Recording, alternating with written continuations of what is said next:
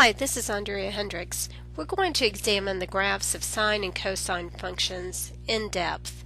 In particular, we're going to look at the basic sine and cosine function, and then we're going to look at some transformations of those functions. We're going to look at multiplying those basic functions by a number a and what the effect of that is, multiplying the independent variable by a number b, then adding a number inside the function, and then combining all of those effects and looking at the transformation that occurs.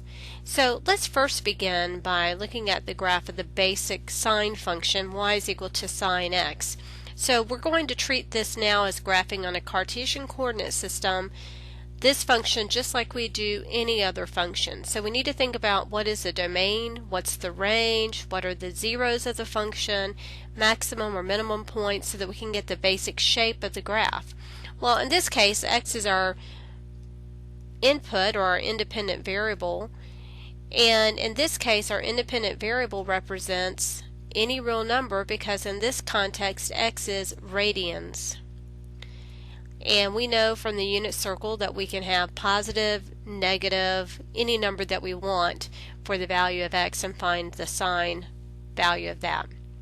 So the domain is all real numbers.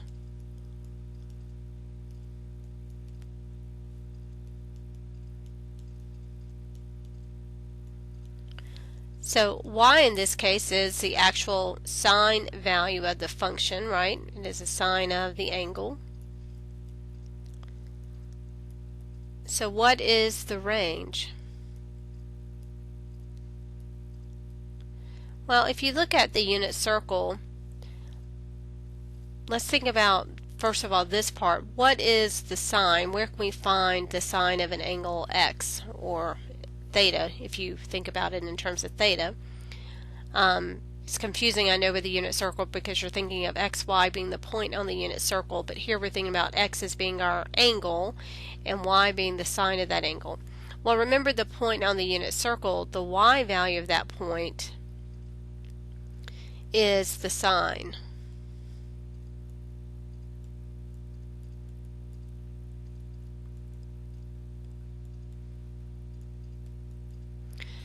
So notice that the y values are from what? -1 to 1. So the range is from -1 to 1. Well, let's see this in terms of thinking about x as being any real number. I'm still going to use nice, pretty, if you will, numbers so you can think of in terms of the degree or radians, whichever one you want to think about. But if x is 0, the sine of 0 is what? It is 0. If x is pi over 2, so now we're thinking about an angle of pi over 2, the sine is 1. At pi, our sine is 0. At 3 pi over 2, our sine is -1. And at 2 pi, our sine is 0. So you see some repetitions there. Do you remember what the sine of pi over 4 was? Yeah, that's the square root of 2 over 2, or approximately 0.707. 3 pi over 4 is in quadrant 2. Its sign is positive, which would be square root of 2 over 2, or 0.707. 5 pi over 4 is in the third quadrant. So it's going to have a sign which is negative square root of 2 over 2, or negative 0.707. Same thing with 7 pi over 4. So you can see some repetition going here. What about pi over 6? What is the sine of pi over 6? So that's a 30-degree angle. The sine of that would be 1/2. Pi over 3 has a sine of square root of 3 over 2. What about 2 pi over 3? So now we're in quadrant 2.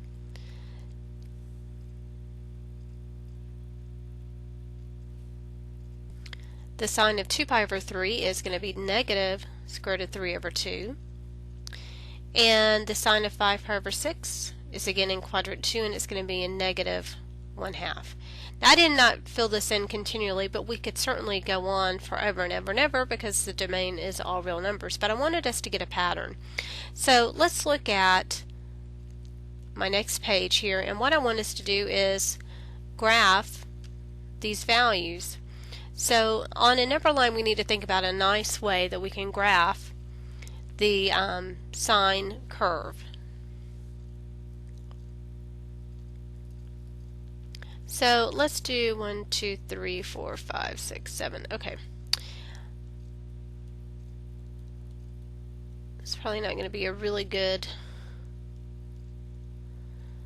approximation here, but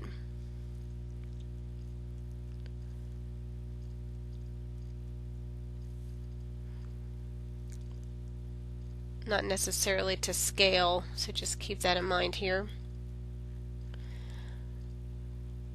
So if we have pi, then let's do pi over 2 here. And then 3 pi over 2 here.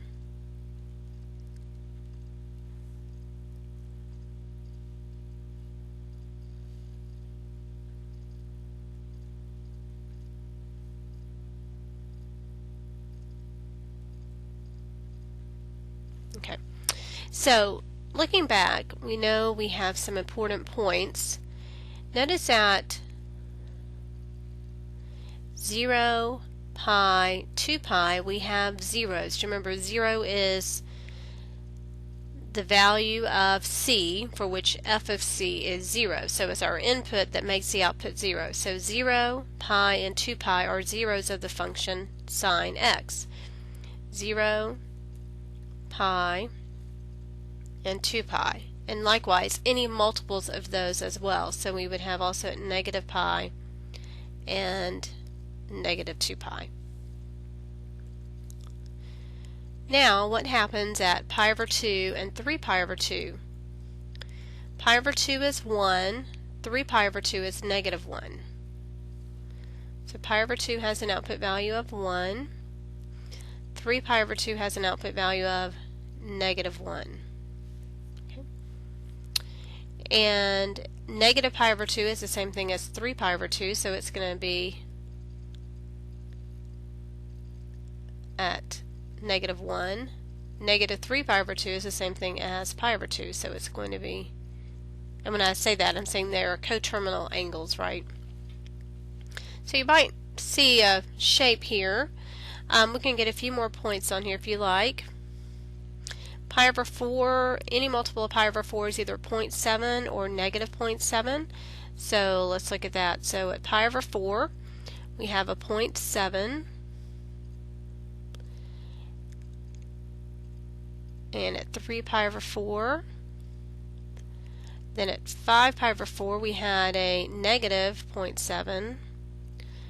And at 7 pi over 4, we had a negative 0.7.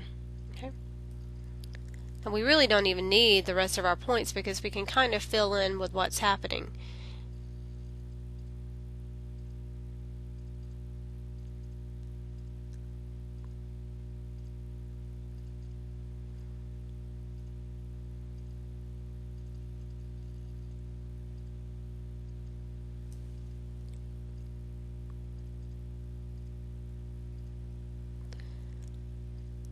This is called a sinusoidal wave.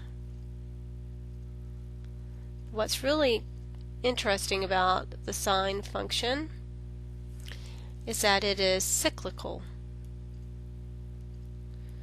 So anytime you have a situation in real life that is cyclical, it could be represented by a sine function perhaps. Like for instance, if you look at temperature over a year, it's very cyclical, right? Almost the same thing happens every January, every February, every March. So it follows this pattern. So you could use the sine curve to model that type of situation. Now, there are some other important things that we need to talk about with the sine. Now, this goes on forever and ever. We could continue this. Notice what's happening between 0 and 2 pi. That represents one full rotation on the unit circle. And it takes one full rotation on the unit circle for us to go through all the different values of sine. And so we say that this has a period, or a cycle, one cycle if you will, of 2 pi.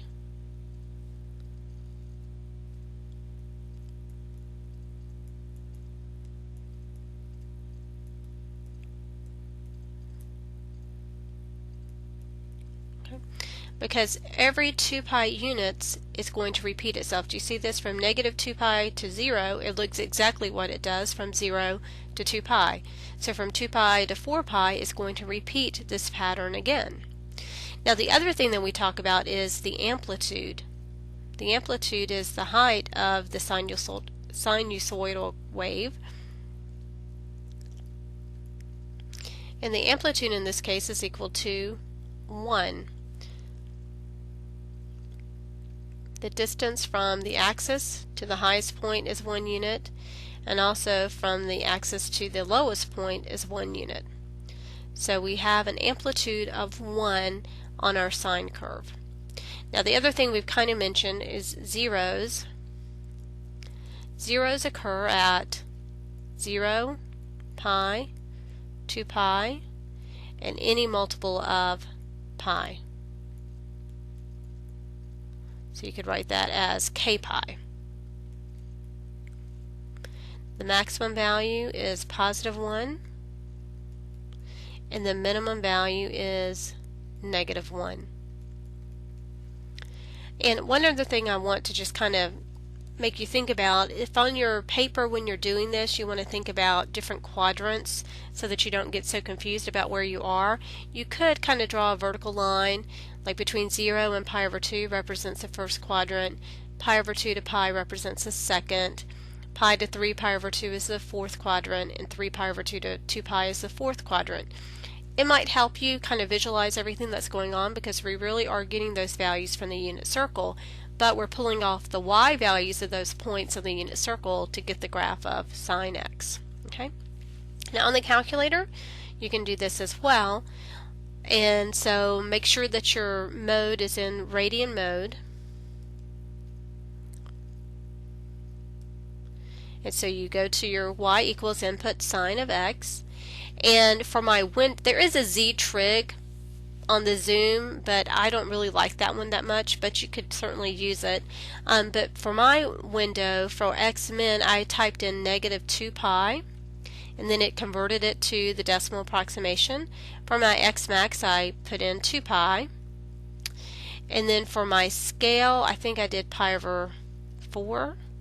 Now I can't remember what I did.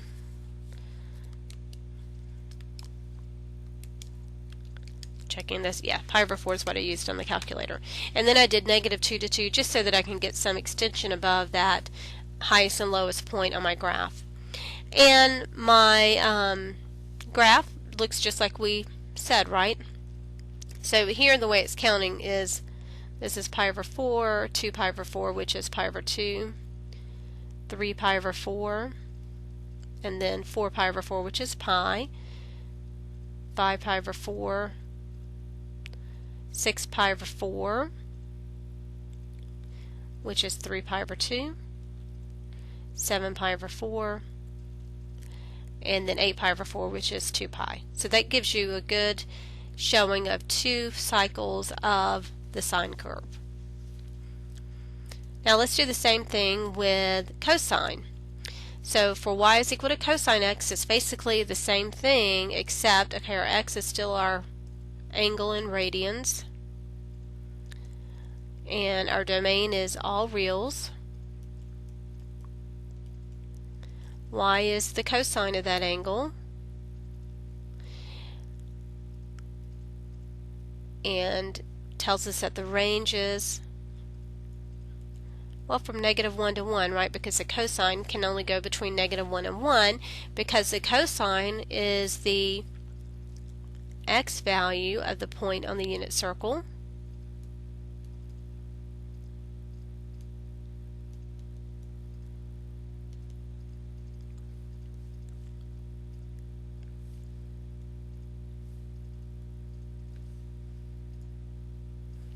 So we have what? 1, 0, 0, 1, negative 1, 0, 0, negative 1. So the x values only go between negative 1 and 1, hence the range is negative 1 to 1.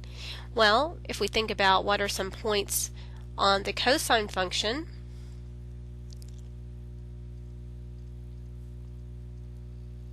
let's look at angles that are 0, pi over 2,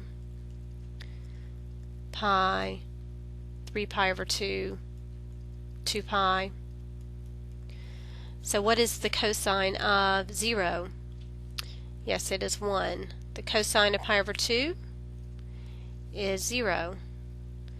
The cosine of pi is negative 1. The cosine of 3 pi over 2 is 0. And the cosine of 2 pi is 1.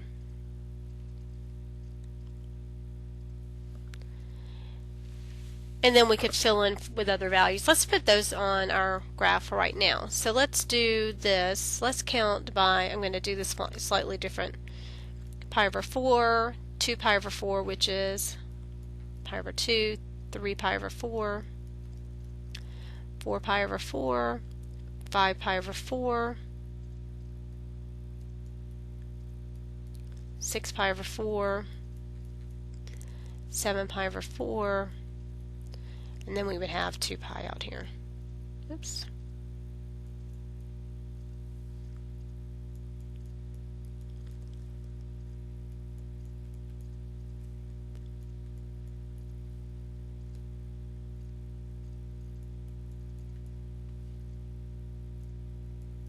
Okay. So what do we know? Cosine of 0 is 1.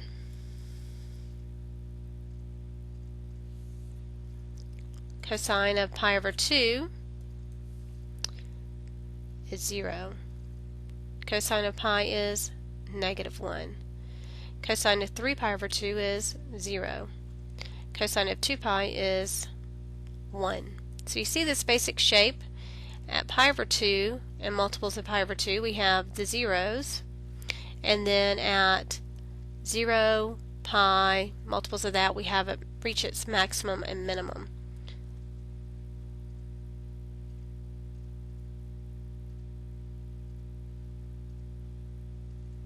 Oops, I'm sorry, I did not mean to do that. I'm losing track of where I am.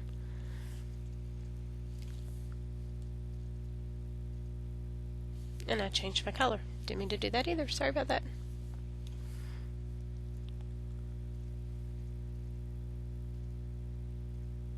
Okay.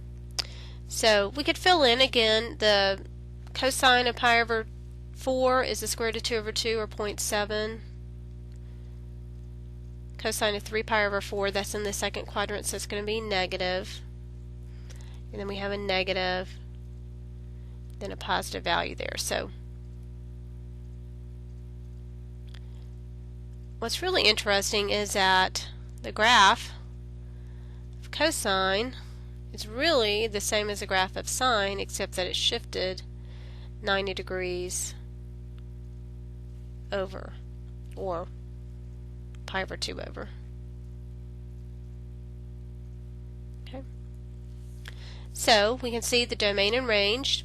All reals for the domain, range negative 1 to 1. Our zeros occur where? At pi over 2 and multiples of pi over 2. So we can say, well, it's really odd multiples of pi over 2.